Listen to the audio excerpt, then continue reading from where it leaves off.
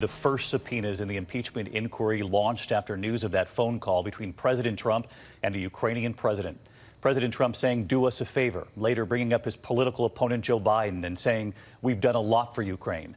Tonight, House Speaker Nancy Pelosi saying the president's actions gave Congress no choice but to investigate. And this evening, the circle widening. What did Attorney General William Barr know about this? Speaker Pelosi saying just today Barr has, quote, gone rogue. And late today, Secretary of State Mike Pompeo was subpoenaed to produce documents now. What did he know about the president's wishes when it came to Ukraine? And word just in tonight that the controversial figure President Trump met with today for help in this fight. ABC's Mary Bruce again tonight, leading us off from the Hill.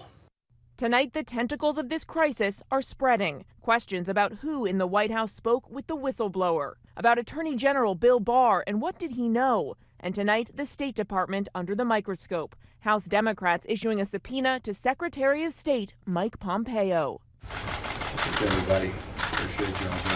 Lawmakers are now asking for State Department documents related to Ukraine, and they're particularly interested in communication involving the president's personal attorney, Rudy Giuliani.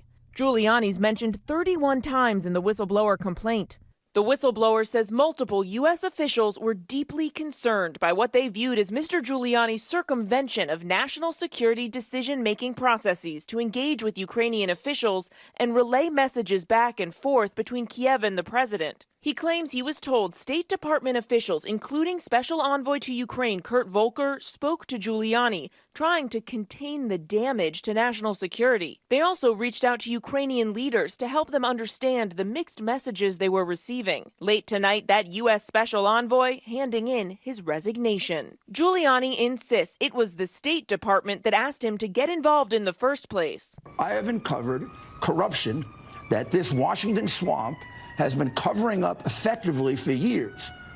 And his State Department, asked me to do this. Reporters asking Pompeo, did the State Department give instructions to the president's personal lawyer? To the best of my knowledge, and from what I've seen so far, each of the actions that were undertaken by State Department officials was entirely appropriate and consistent with the objective that we've had to create a better relationship between the United States and Ukraine. Tonight, an overwhelming majority of Democrats now publicly back the impeachment inquiry. House Speaker Nancy Pelosi making it clear this investigation is squarely focused on the president's actions regarding Ukraine. I think we have to stay focused, as far as the public is concerned, on the fact that the President of the United States used taxpayer dollars to shake down the leader of another country for his own political gain.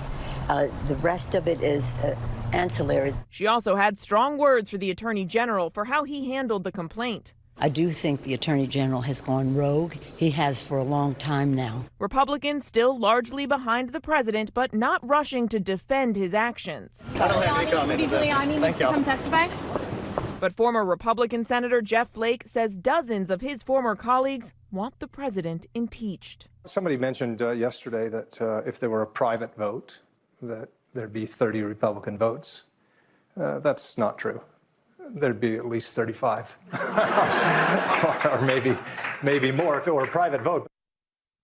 Let's bring in Mary Bruce live on the Hill tonight. And Mary, House Democrats making it clear tonight that they do not want this to drag out. They want to move quickly, but what does that mean in Washington? Give us a timeline here.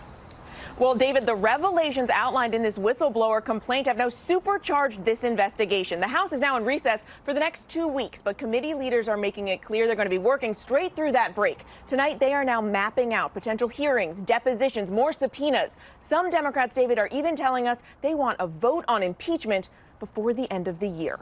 David. A very long fall ahead. Mary, thank you.